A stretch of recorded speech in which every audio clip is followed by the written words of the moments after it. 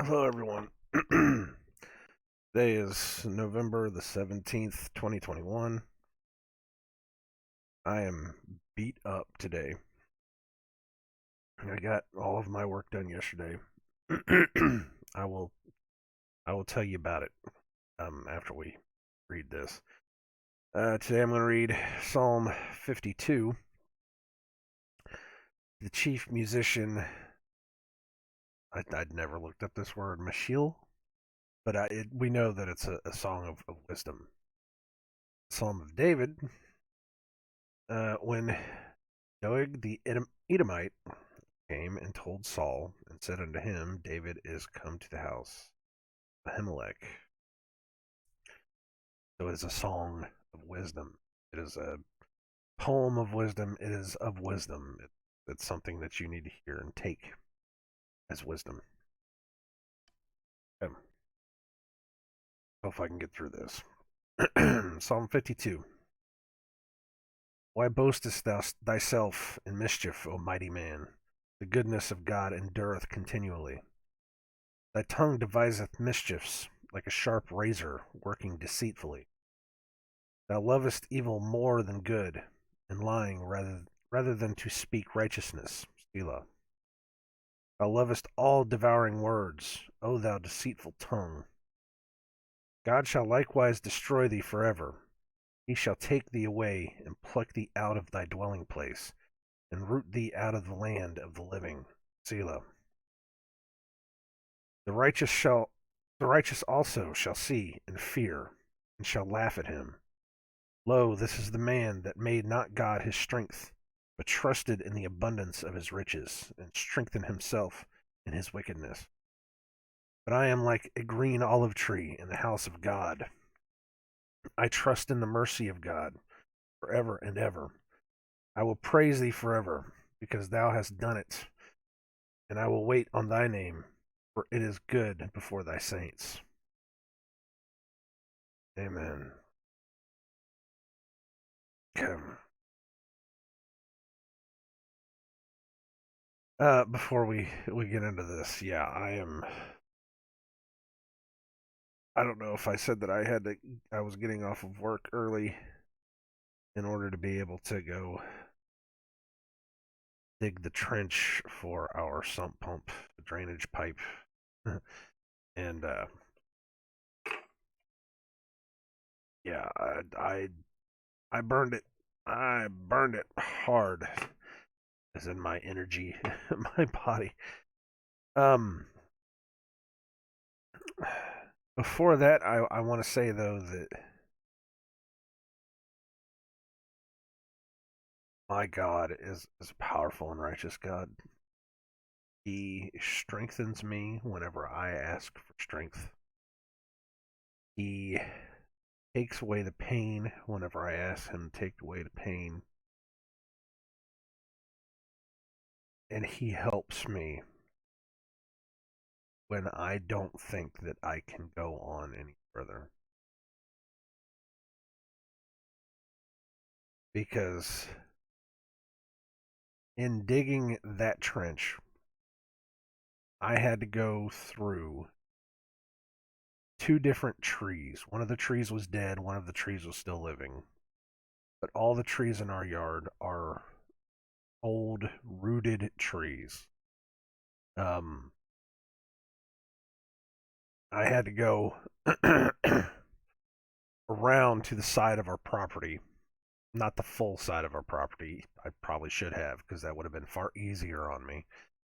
But I had to go to the side of our property instead of straight down to our drainage ditch because of the trees are rooted. The whole front yard is just completely rooted up with trees. And so I had to pick what I thought was the path of least. And I found out, which I knew it would happen, but I found out that there were a couple really big hefty roots, and I just for a long time trying to hack at those roots, I just could not do it. And I got tired and flustered. I had to sit down and take a break because I was so beat up. And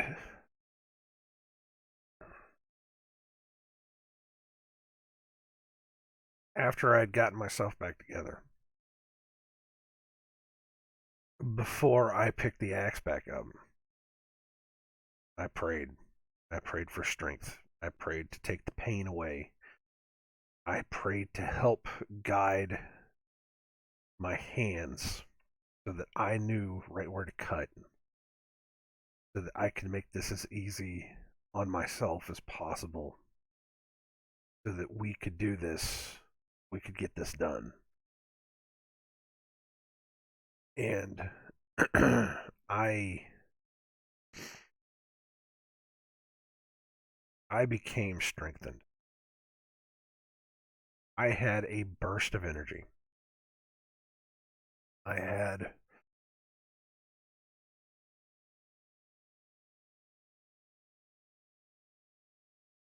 I had the ability to be able to push through no pain, pure energy, pure strength. What I swear was only taking me what used to take me like 10 or 11 hits with the axe was only taking me 3. And it went on like that until I finally got those roots out. And I stopped and I looked at what I had done, and all I could do was thank him and praise him. And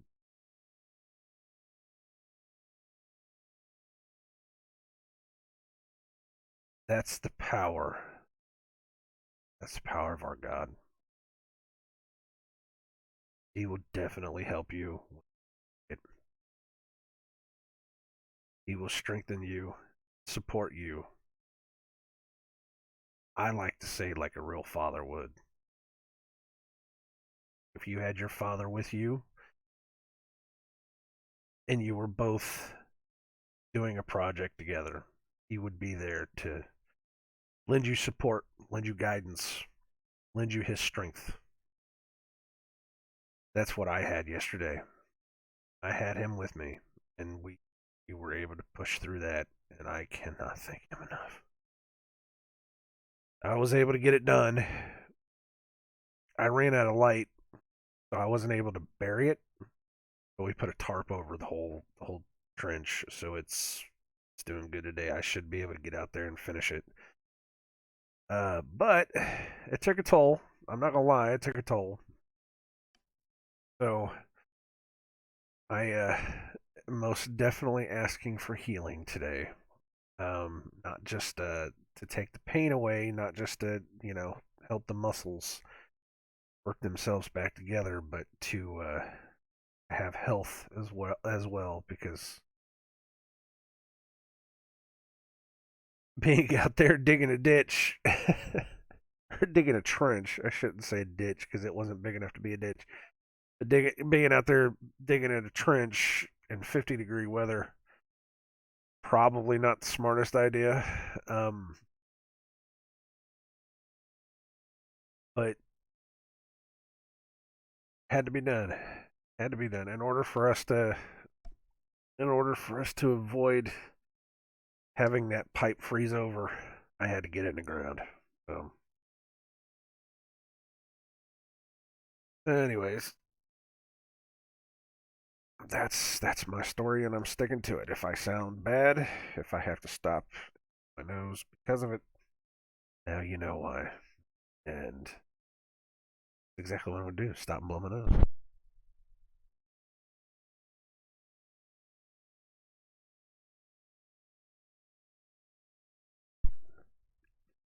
Wow.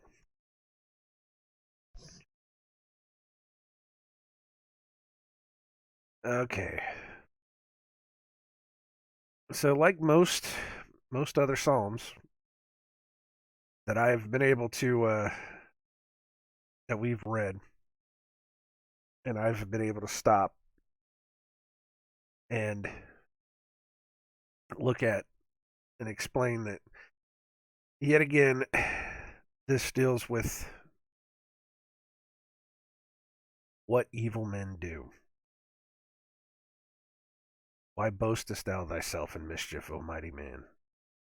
Why do you boast of your mischief? Why do you revel? Why do you revel in your evil? Thy tongue deviseth mischiefs like a sharp razor working deceitfully. Because man creates lies upon lies upon lies in order to ensnare good people. And they do it so wickedly, so deceitfully. Thou lovest evil more than good, and lying rather than speak righteous. For they will put evil for good, and they will put good for. Thou lovest all devouring words, O thou deceitful tongue.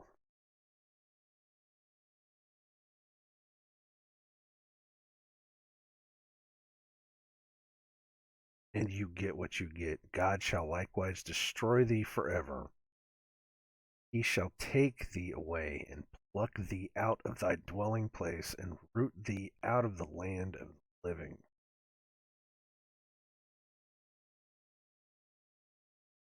And this is interesting because we're not supposed to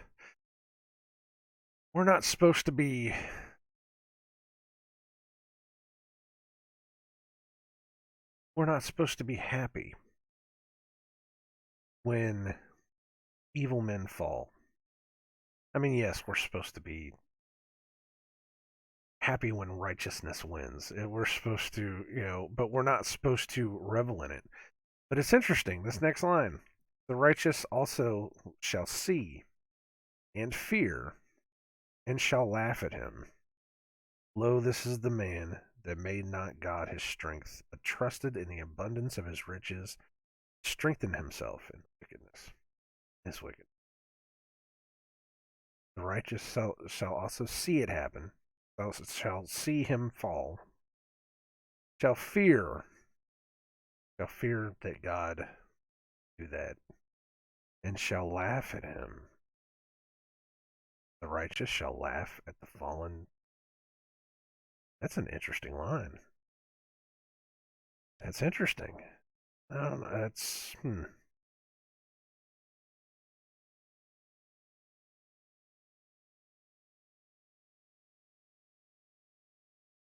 the fact that it leads, my Bible at least, leads to 3 other verses. I want to check this out. It says Malachi.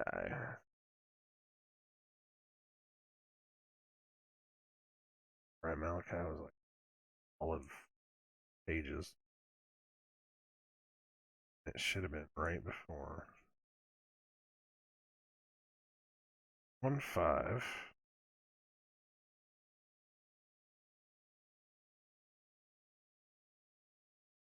Your eyes shall see, shall say the Lord died from the verse, but you always have to read it in context. I can't really read the whole thing right now, but I will.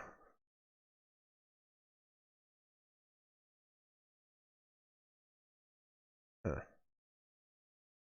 So that's your eyes of see, but what about this laughing? Just it's one of those things. It's just like the righteous will laugh at the fallen man. Think about that for a second, though.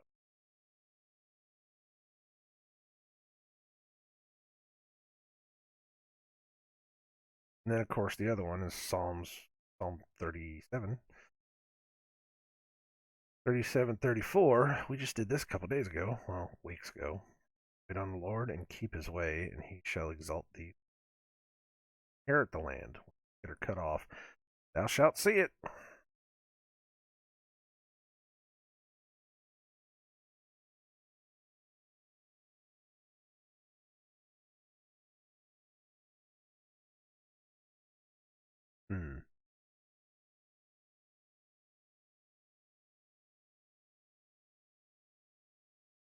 And again, I'm definitely not going to say that that's something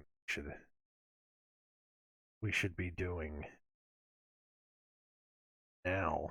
Oh, lost my place. We should be doing now because it is not that time. Just find that interesting. I just, you catch these little things and it just makes you wonder. Of course, now I also have to wonder if that's something that we should look at the translation for.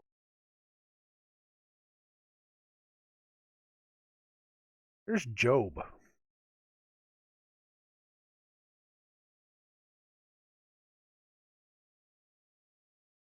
This is from Eliphaz the Temanite. Answered and said,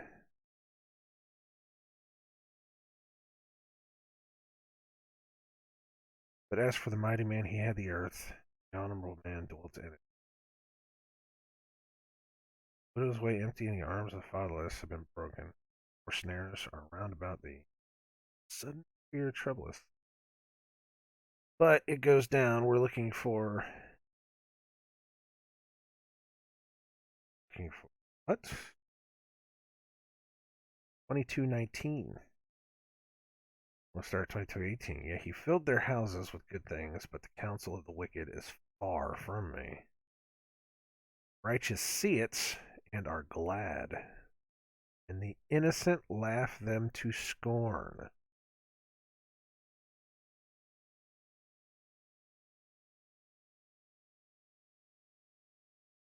Go up a little bit. 22:15. Hast thou marked the old way which wicked men have trodden, which were cut down out of time, whose foundation was overflown with a flood, which say unto God, depart from us. What can the Almighty do for them? Yet he filled their houses with good things. The counsel of the wicked is far from me. The righteous see it and are glad, and the innocent laugh then.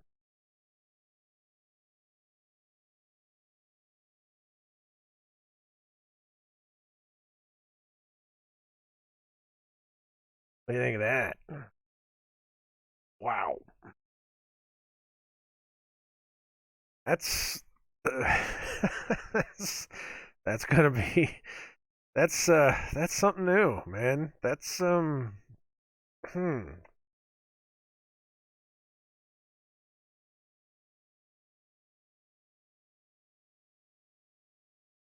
Now, granted,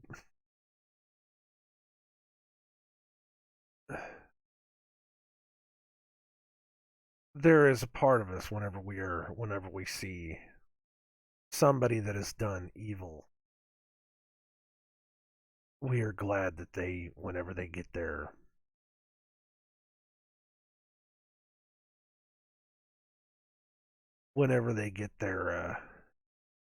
comeuppance, I guess.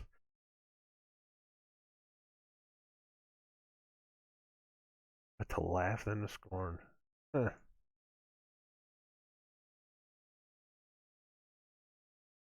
I know I've already said I don't want anybody to have to suffer what is coming.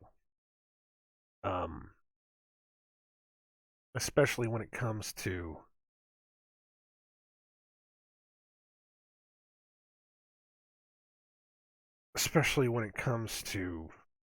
burning continuously in a lake of fire at the end of days. That's why we pray for them, good or bad, because they just don't know. They choose their own self-righteousness instead of following along. I call it, or instead of understanding it that way. That's what I was looking for. Following along. I put it like they don't know what they're doing because they chose to believe the lie. Because it gives them comfort for some reason to believe in a lie rather than hear the truth, which is a problem a lot of people have right now, is they don't want to hear the truth because it will take away from them in some way or fashion. And a lot of people, I honestly think that they don't want to hear the lie because they are so rooted in their wickedness. They enjoy they know the truth. They know the truth, but choose not to follow it. They know the way that it could be. They know that if they hear the truth, they will have to start understanding that maybe all these people were that go around and say that God is real and that he is almighty and powerful. They know that if they give over to that they are going to have to give up all of that wickedness that they have done in their entire life. They're going to have to stop being promiscuous and stop going out and doing all the things, stop acting certain ways, and they know they'd have to give that up because they know that those those silly little those silly little Christians that have been warning them for the past, well, their entire life, they might be onto something, and they might have to actually give all that up. And that is why you fail. Sorry. Sorry, I will laugh him to scorn. There you go. That's all I can do is chuckle at it. I I really honestly don't want that, but I see it. I understand it. We will be glad when that time comes. I'm not gonna lie. There's gonna be certain people whenever they get theirs. I'm gonna be glad. I know that it'll happen because there are some people that have just done wickedness beyond wickedness, and it's just so messed up. Absolutely so messed up. Some people deserve everything they're going to get. I don't want it to be that way, but again, they know the truth. They know the truth, but they choose not to follow it because that would just take away their life.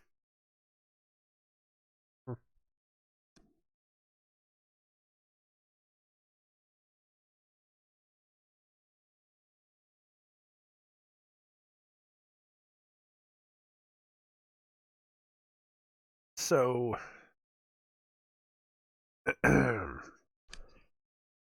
with that,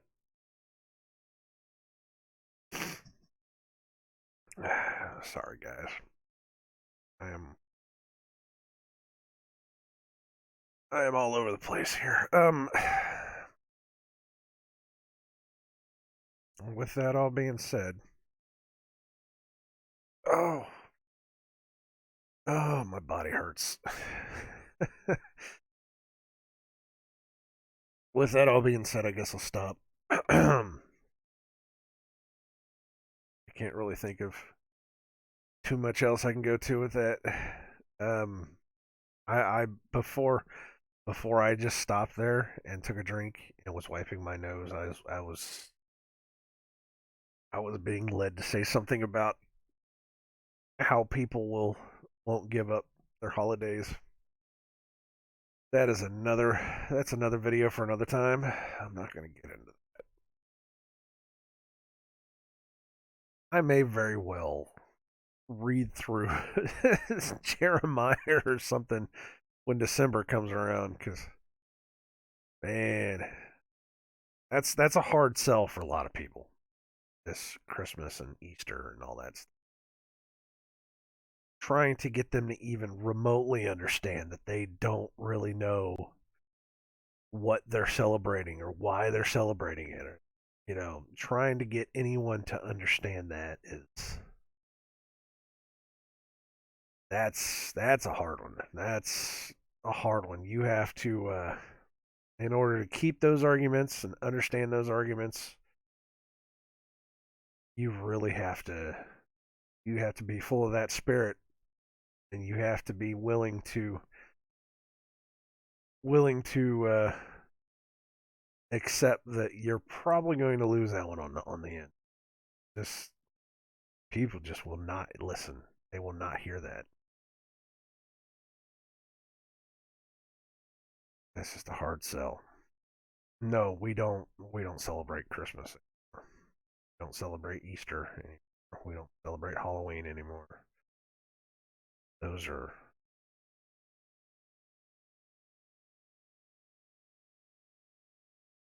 those are those.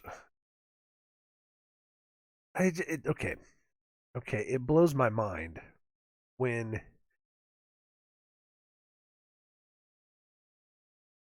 you really get down to the root of it. When you want to understand the word, when you want to understand the truth, and you really get down to the background, those holidays, you just feel ill. You feel sickened by it. I cannot tell you how many times I've looked back on it and I said, "Oh, God, it's disgusting. What did we do? What?" It's it's like the it's like the worst kind of nightmare scenario where you know you celebrated this, you reveled in it, and it's man, we have been tricked and lied to from the very beginning, from the very beginning, and to hear the people on the other side fight, absolutely fight to keep living the lie. Oh, yeah, that's just so terrible. It just blows my. It just sometimes I don't even know what to say about it because it's just so much. It's like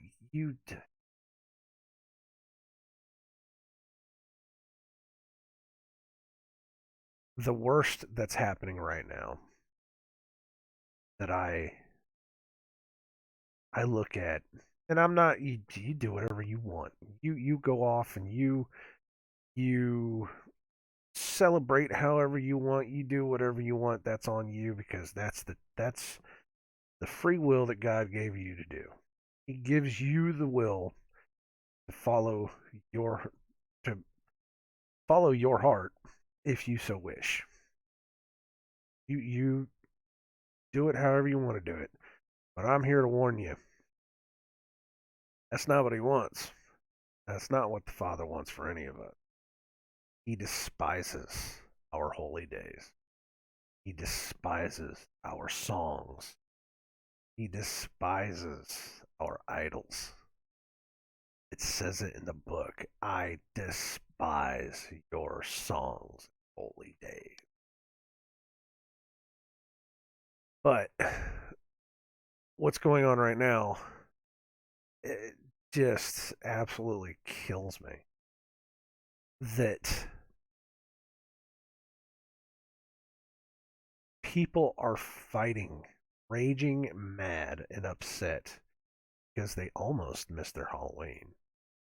They almost, well, there's a lot of people that are saying that government's telling us, no Thanksgiving, no Christmas, and people are fighting. It's like they're rebelling against one lie in order to keep another lie. Absurd. It's absurd. Ah. It's so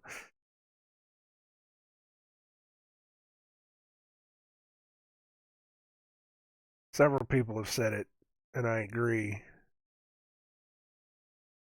that if it weren't so absurdly evil, it would just be brilliant.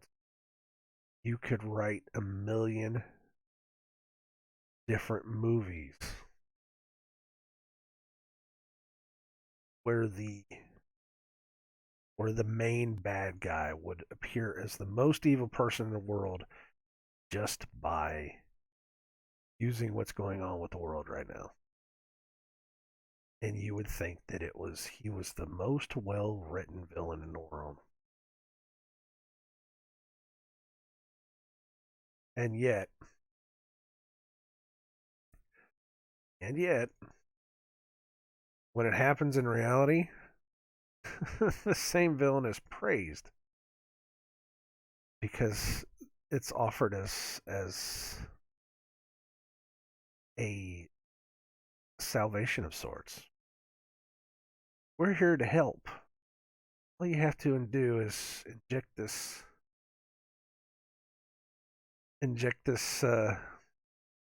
crap in your system, but it'll help you. It'll help you get your freedoms back.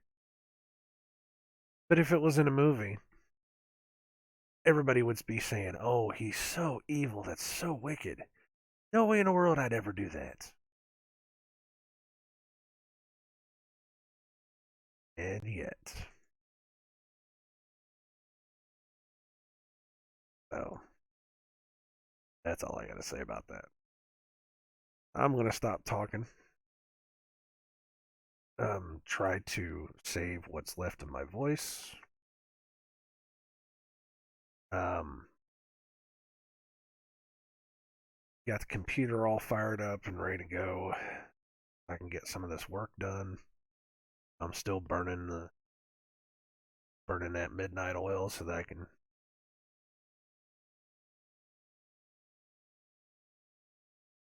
so I can get through all this overtime. Um,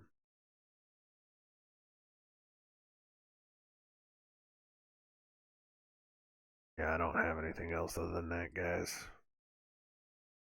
I could go on and on and on about stuff, but I just don't have time. My wife actually said, because of the way that I'm doing this, you know, the overtime I'm working and trying to get the trench dug and everything. She said, "I'm sure that your YouTube audience would understand." I was like, "Yeah, I'm sure they would. I'm sure they would let me get away with it."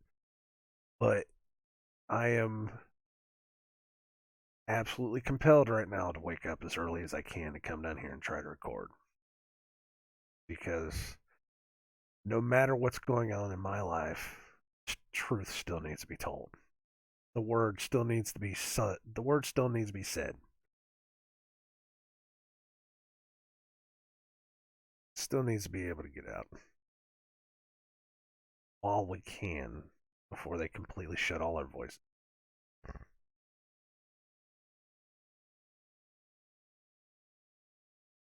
All right. I I love you guys. God bless everyone. Uh, absolutely all praised to the Father, to the Most High. He gives us strength. He gives us support when we need it. When we need it the most, He is there, and He will help. I thank Him every day. I definitely thank Him for yesterday, for helping me. Um, I could definitely use the healing today, and hope that because I decided to change my environment yesterday, that I don't get. Not that I was not that I was around other people that were sick and hoping that I wouldn't get sick. It was because I changed my environment too suddenly that I got sick. That's a little clue for you. All right. Um. Other than that, I don't remember. I don't remember what was said yesterday, but my wife said something about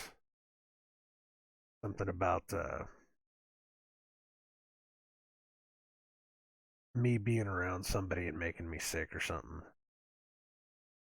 And I said, I joked. I said it's okay. I'm not worried about it. I don't believe in germ theory. Anyways, thank you guys. Thank you guys for listening. I shall see you later. Bye.